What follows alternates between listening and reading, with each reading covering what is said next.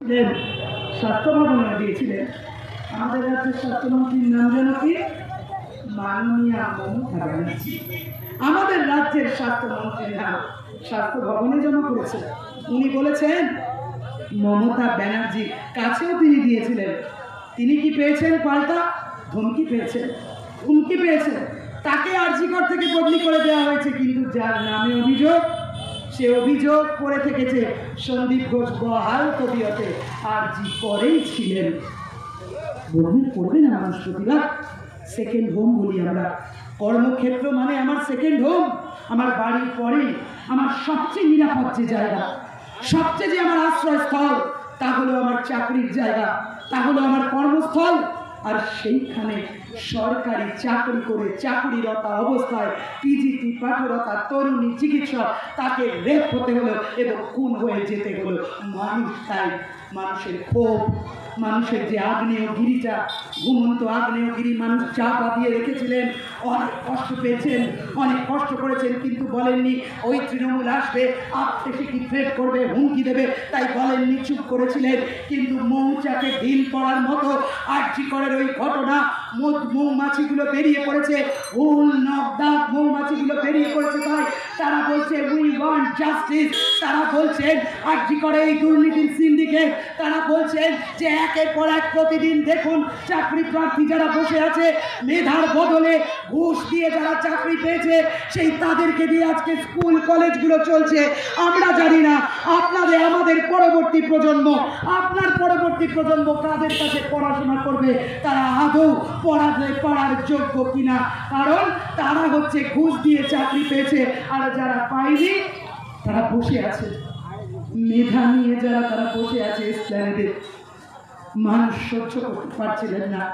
দিয়ে সরকারি কর্মচারীদের দিয়ে দিনের পর দিন না দিয়ে, আপনার টাকা না দিয়ে, জিনিসের দাম বাড়িয়ে, আর তাই দিয়ে ক্লাবকে টাকা দিচ্ছেন লক্ষ লক্ষ টাকা, মেলায় দিচ্ছেন, খেলায় দিচ্ছেন লক্ষ লক্ষ টাকা, কিন্তু আপনার পাতে ভাগ করার ব্যবস্থা করছেন না।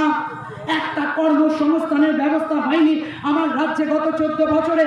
একটা চাকরির জায়গা হয়নি আমার রাজ্যে। আর বড় বড় কথা, একের পর এক বড় বড় বিজনেস সামিট, এই বিশ্ব বঙ্গ সম্মেলন, এই বিশ্ব বাণিজ্য সম্মেলন, বড় বড় শুধু কথা।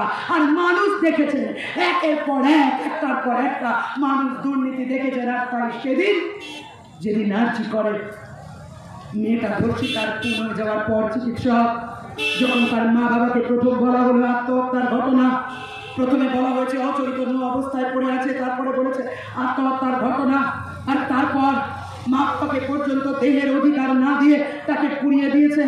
এমনকি তার মা বাবার সই পর্যন্ত ডেথ সার্টিফিকেটে না করে আর স্থানীয় তৃণমূলী কাউন্সিলর সোদপুরের তিনি সই করেছেন। মানুষ ফেটে পড়েছেন রাগে। আর জুনিয়র ডাক্তাররা যারা দিনের পর দিন মেধা থাকা সত্ত্বেও ওই সন্দীপ ঘোষদের অত্যাচার সহ্য করেছেন, পরীক্ষা দিতে গেছেন, দেখেছেন টোকাটুকুই করে ছেলেটা ওর থেকে অনেক বেশি নাম্বার পেয়ে গেল, আর মন মেধা থাকা সত্ত্বেও পেল না। এমডি পেল, যার টাকা আছে সে, যে সন্দীপ ঘোষদের পায়ে তেল লাগাতে পারে সে, বদলি পেল তারা নিজের কাছের জায়গায়। দিনের পর দিন দেখতে দেখতে দেখতে দেখতে তারাও ক্ষোভে পড়তে পেরেছে।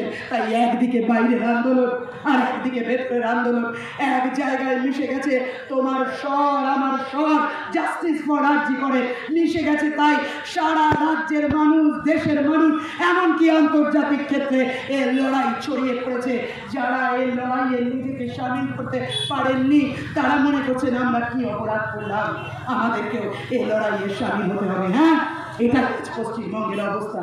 আর সেই কারণে বিনীত গোয়েলকে অপসারিত হতে হয়েছে, সেই কারণে টালা থানার ওসিকে ধরা করতে হয়েছে।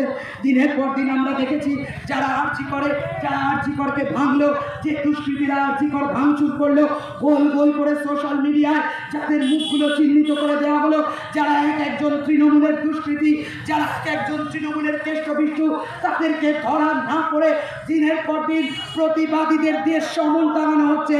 প্রতিবাদীদের নির্দেশ পাঠানো হচ্ছে। কলতান দাশগুপ্ত যুব আন্দোলনের নেতা, তার নামে মিথ্যে বদনাম দিয়ে তাকে গ্রেফতার করা হয়েছে। আমরা বলছি কোনোদিন বিশ্বের ইতিহাসে শাসক বনাম প্রতিবাদীর লড়াইতে শাসক জেতে না।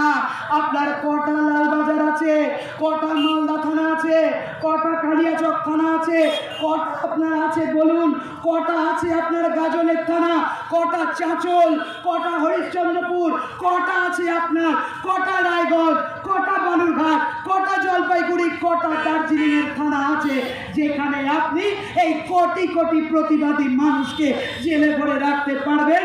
আপনার হাতে কয়েকটা পুলিশ, আর আপনার হাতে কিছু দুষ্কৃতী দাগী অপরাধী, আর আপনার হাতে মোহন ভাগবত আরএসএস এর যিনি নেতা, আরএসএস এর প্রধান, তিনি বলছেন যে সরকারকে আমরা নিঃশর্ত সমর্থন দিচ্ছি, সরকার যা করবে তাতে আমাদের নিঃশর্ত সমর্থন আছে। ঠিকই তো, আরএসএস এর দেবী দুর্গাকে বিজেপি আরএসএস এছাড়া আর কি বলবে? তাই তলায় সেটিং আর ওপরে হচ্ছে কুস্তি। এই দেখে দেখে রাজ্যের মানুষ আজ তিতি বিরক্ত। সিবিআই কেস দিয়েছেন, সিবিআই কে কেস দিয়েছেন, অনেক দিন হয়ে গেল।